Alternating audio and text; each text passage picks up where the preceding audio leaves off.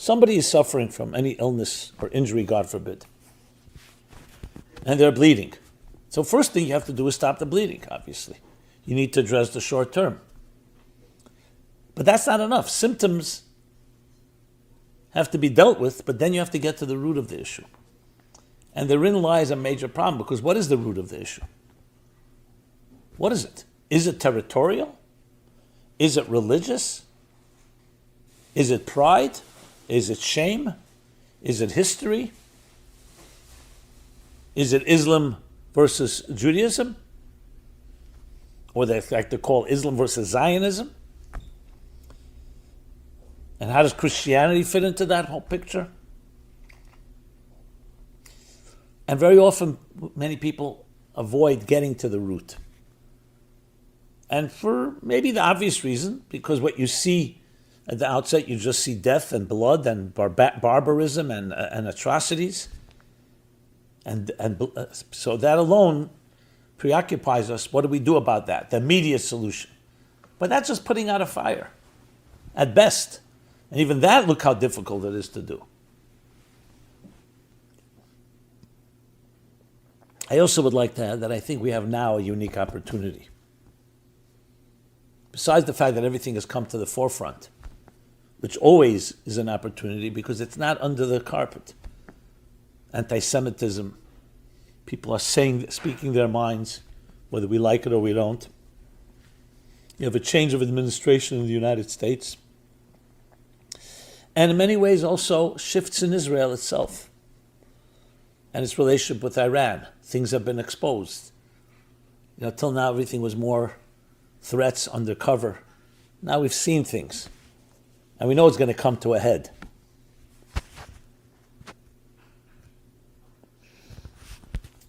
So just an introduction or two before I get into the actual proposal and understanding the core root of the issues. Even though you may not be able to address the root immediately, and you have to address the symptoms, because when there is an actual war and people are being hurt, obviously you need to address, as I said, you have to stop the bleeding, but you also want to diagnose this person so you can come up with a long-term plan and a sustainable and permanent solution. So let's get to the root for a moment. Actually, anyone reading the Bible sees the roots immediately. It's in these portions that we read in the Bible and the Torah these weeks. The story of Abraham and his wife Hagar, with which he gives birth to Yishmael, the progenitor and ancestor of the Arab and later the Muslim world. His wife Sarah, beloved wife Sarah, with whom he gives birth to Isaac, the progenitor and ancestor of the Jewish people. Isaac, in turn, gives birth to two children, twins, who are two nations within. Rebecca, their mother, is told, you have two nations within you struggling for dominance. One Esav, the progenitor and ancestor of what would become the Western Roman Christian world. And Jacob, the progenitor and ancestor of the Jewish people. And the battles are raging there already. In its infancy, in its root. And they are battles over ideology, over spirituality, over how to integrate higher values into a material world, which has always been the biggest challenge. We all have it within our hearts and souls. I have my need, my selfish needs for survival, for success, self-preservation, sometimes called survival of the fittest. And then there's other people's needs. How do we balance the two? Do we go to war? Do we create some laws of coexistence? And especially when you bring into the picture what Abraham introduced, especially to his family, that we answer to a higher calling. How do you balance the inherent tension between answering to a higher calling and your own needs, especially when there's a clash between the two? And even if you find a resolution, how do you balance it with other people's belief systems? How do we respect individuality? How do we disagree in a humane and civil way and not go to war? These are questions that were addressed by Abraham and by his children, and in most cases ended up in conflict with some forms of resolution. So to bring it back to our times, fast forward, just magnify, amplify those conflicts, and now you have 2.5 billion Christians, the grandchildren of Esav, 1.8 billion Muslims, grandchildren of Yishmael, and around 14.5 million Jews, grandchildren of Isaac and Jacob. Yes, it's taken on many shapes and forms to the point of a hatred that doesn't seem resolvable. But it's interesting, it is connected to religious faith. If you ask a Muslim, even one that will not call themselves a radical Muslim, they have a belief system that they have replaced the chosen people, the Jewish people and the Christians, and God has chosen them. Some want to live in peace with Jews, absolutely, but many say we have to dominate the world. When you read especially Muslim fundamentalist writings, Kitab and others, that's what they preach. And some call for jihad, a holy war. So the mere fact that there's an Israel, doesn't matter whether it's the size of New Jersey or the size of your block, and it's under the control, not of Muslims, is already a desecration.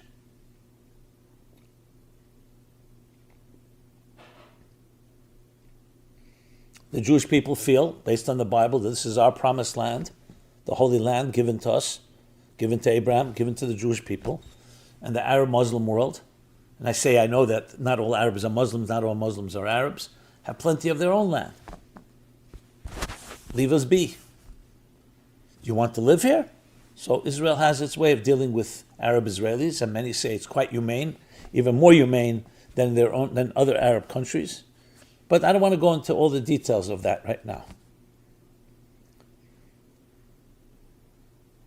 So how do you address that issue if it is actually a religious battle, religious wars? And I have to say the Western world, especially the secular Western world, is not interested in hearing about religious wars.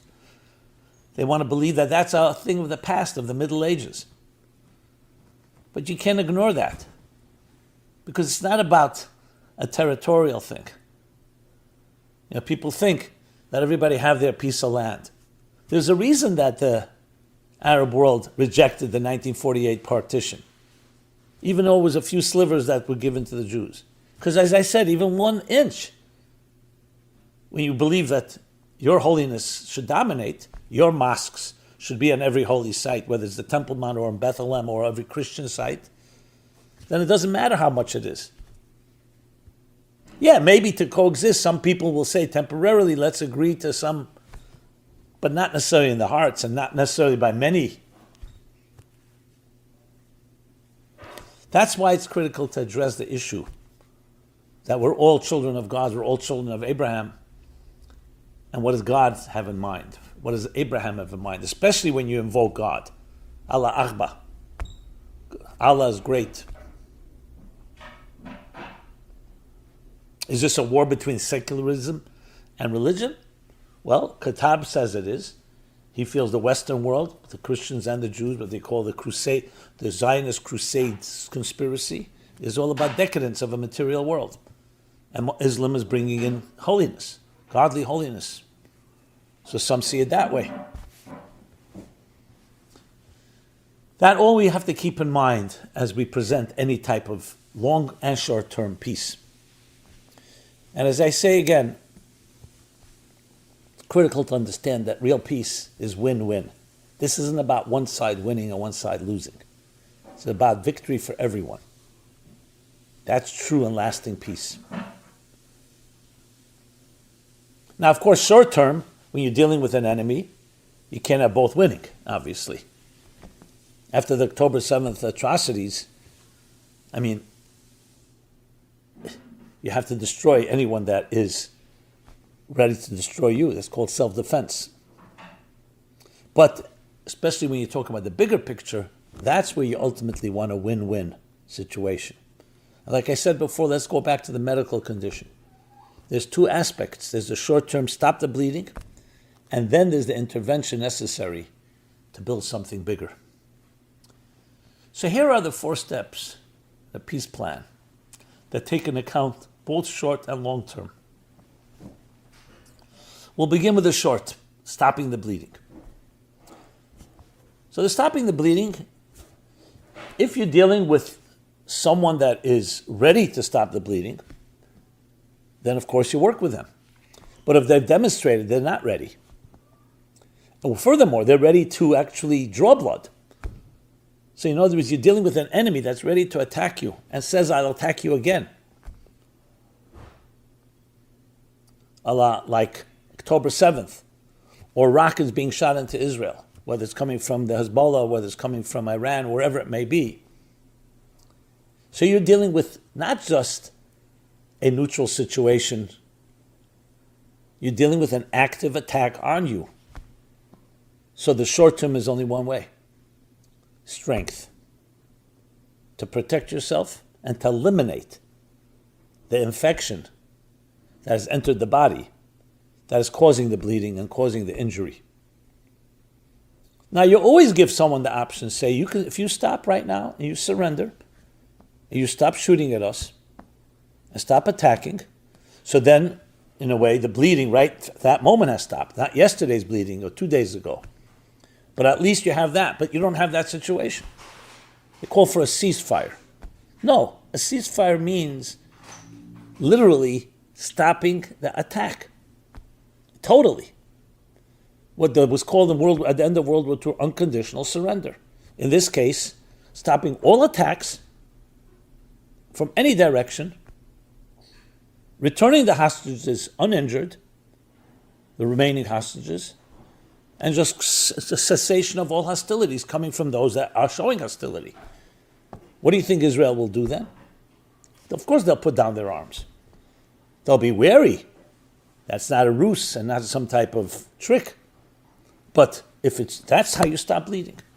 If not, you declared war on me, someone would attack your home, they're breaking your windows, they're attacking your children, they're attacking your family, what do?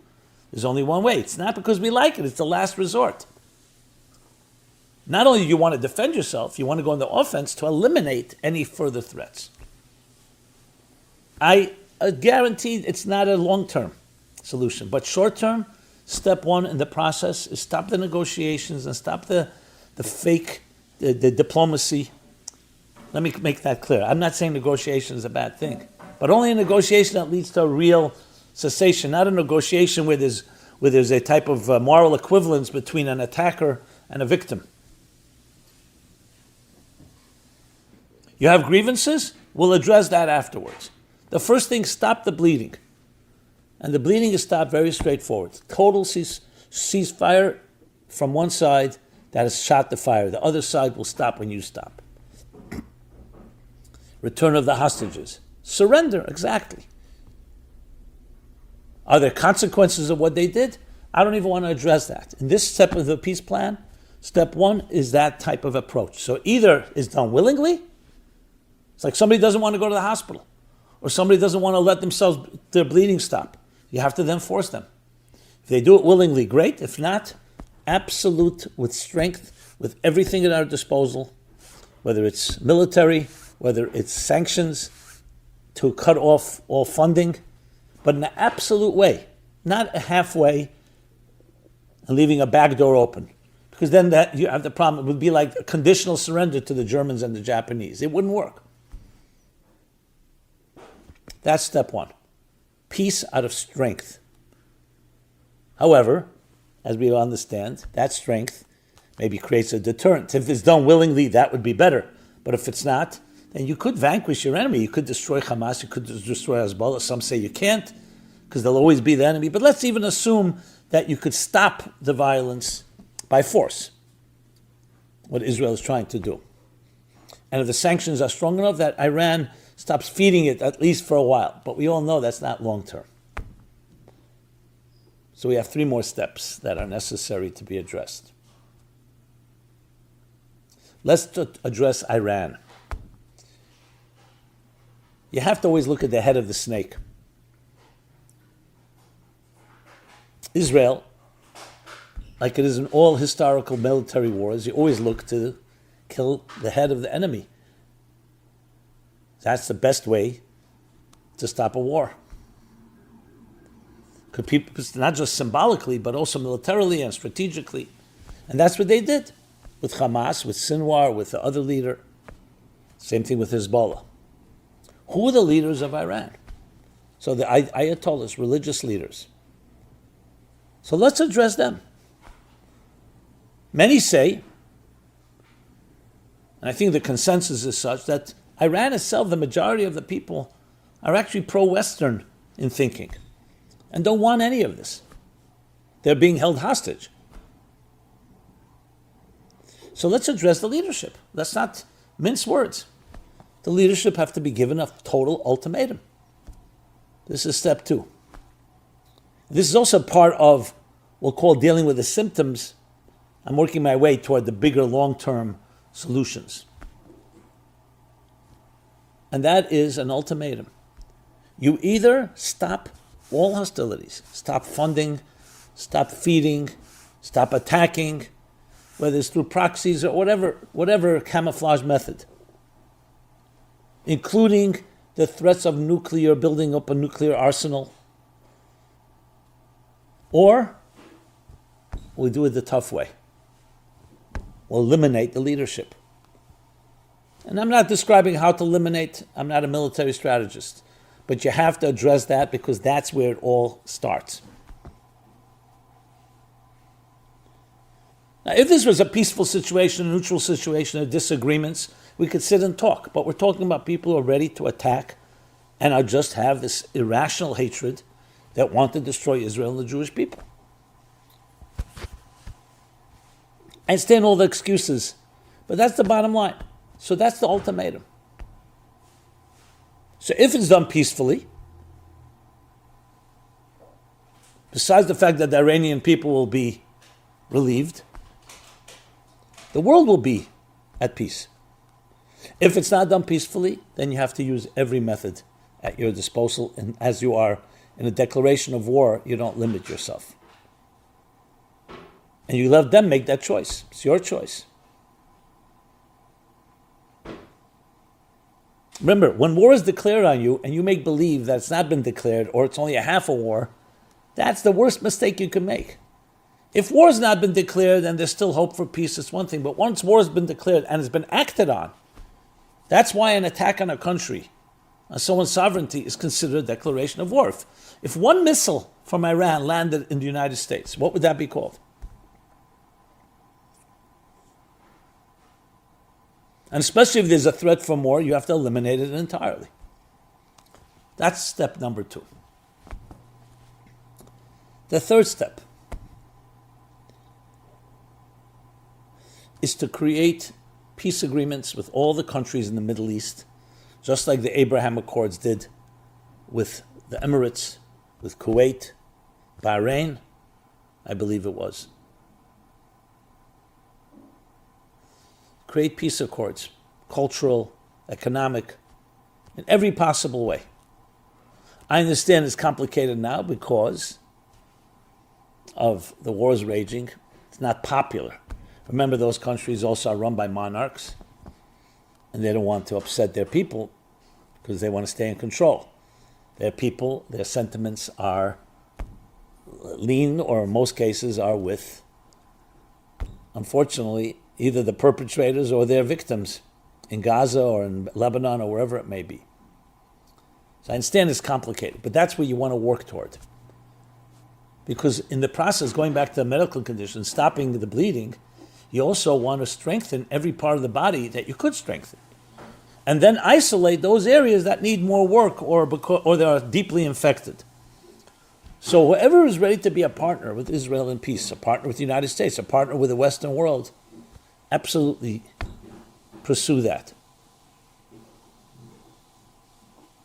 Because the gains of that are tremendous. Everyone will see the benefits in it.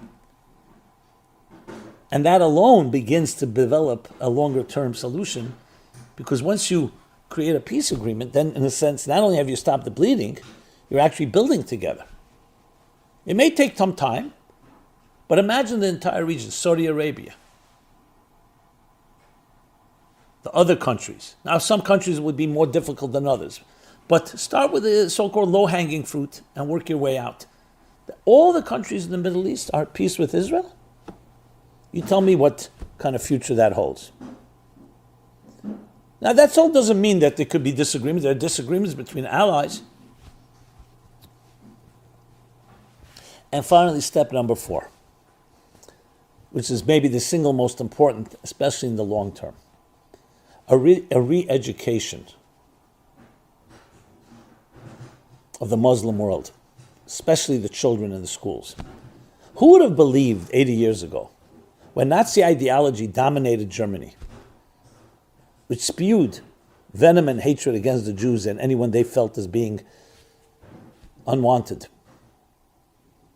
That's what children were taught. No one would ever have imagined that Germany today would be an ally of Israel and the United States. You know why they are? Because it was unconditional surrender and they changed their education system. It's forbidden to teach Nazi ideology in Germany. That itself is quite amazing. Because you would think maybe the first 10 years after World War II, okay, the Allies had control. But with time, it would gravitate back. That tells us that even the biggest haters, like the Nazis, and the Germans who went along with them, can be transformed. I'm not saying every individual, but it begins from the top in that sense, where the education system, to eliminate the teaching of hatred. Where do you think Sinwars and Osama bin Ladens and other of the haters, where'd they come from? They were once children and they were taught things. Yeah, they may have also lived under some oppression, but they were taught to hate as a result. The Jewish people also lived under oppression, but we didn't learn to hate, and definitely not act on any hatred. So the real revolution, actually, the real war, is not on the battlefield. It's in the minds and hearts and souls of the children. Now, of course, this, steps on the lines where you say, how could you enter into and so-called intrude in another sovereign state's education system? Well, after the blood that has been shed and the wars that have been waged and all the pain that has come out of it, that's part of the process. Now, of course, you want to do it in a kind and loving and inspiring way. This isn't coming to change Islam. It's coming to do to Islam what happened to Christianity, especially starting with the United States. Defanging it. Turning it into a peaceful faith instead of a crusader one that demands violence against the infidels. To teach the most beautiful parts of Islam by all means. And that every human being on earth was created in the divine image, including Jews and Christians and Muslims, of course, and Buddhists and others, and even those that are what some would call non-believers. And show them that in their teachings. In other words, this is not about a secular perspective winning over Islam or other religious perspective. It's showing that true religion, true faith, go back to Abraham. What did Abraham teach? He actually prayed for infidels, for Sodom, the wicked city of Sodom. Teach what their own grandfather taught them. Love, kindness, generosity, virtue, not just to your own, to everyone.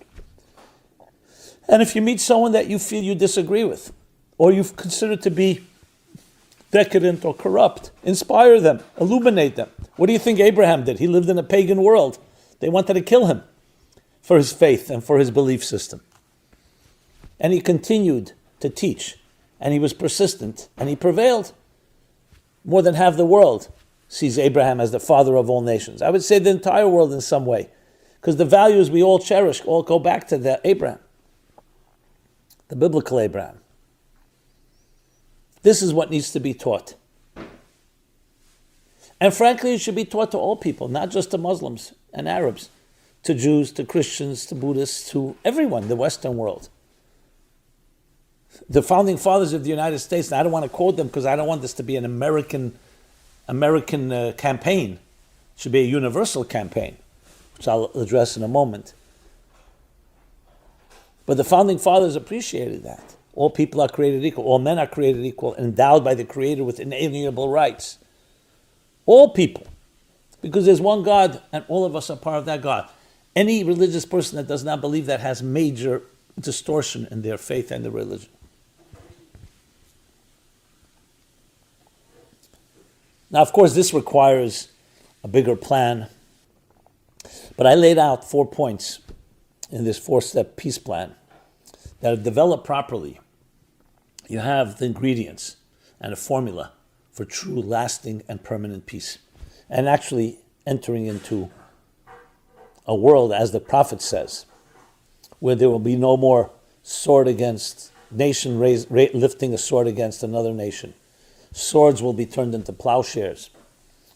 No more evil and destruction. The wolf will lie with the lamb, both figuratively and literally, because it will be a world filled with divine knowledge as the waters cover the sea.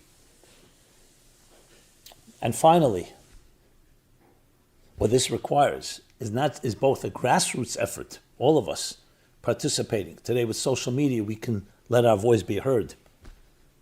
Imagine millions, billions of people declaring, this is what we want, pressuring, pushing.